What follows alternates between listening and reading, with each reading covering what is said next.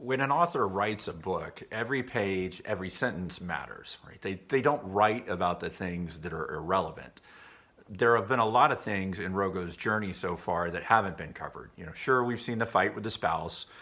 We've had the scout hike, right, which becomes this famous metaphor. We know that Hilton Smythe is a jerk, so there's at least one bad actor in the Rogo verse. But there are a lot of problems we can all imagine having that Rogo doesn't have to deal with. Chapter 23 finally deals with one of those chapters that most of us are probably screaming about until we get to this point, and that's data. So we finally get to a chapter and we introduce two characters that are pretty important, not just on data, but how problems are really getting solved out on the plant floor.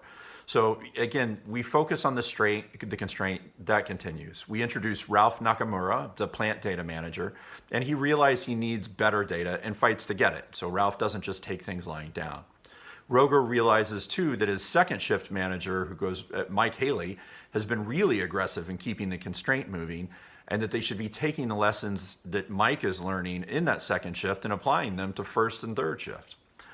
Other changes in how the constraints are approached create more capacity. And again, constraints should be staffed by the best and most creative team members, and modifying processes to shorten exposure at the constraint should be approved wherever possible. There's some great quotes in this chapter. My favorite from Nakamura is, "And if what you say is true, that this operation is so vital to the plant, then it seems to me that we ought to have valid statistics on it."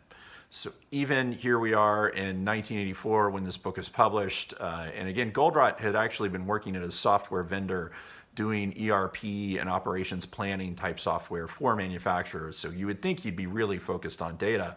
If anything, I think what we see in the book and what his career went on to be with theory of constraints afterwards was his awareness that even with great data, if you didn't have these kinds of systems and kind of common sense to what you were doing, then even great data, great ERPs, and great software were all for naught. So the data is required, it doesn't exist, and Nakamura goes out and gets it. So the constraint for Nakamura was that he didn't have data, right? How can he make a decision unless he knows how to focus?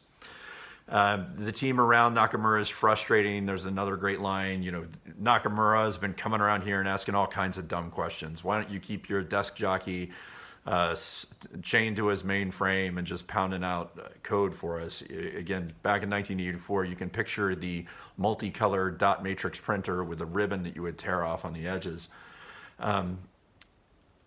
He keeps working the constraint, Rogo does. Again, he's hanging out around second shift.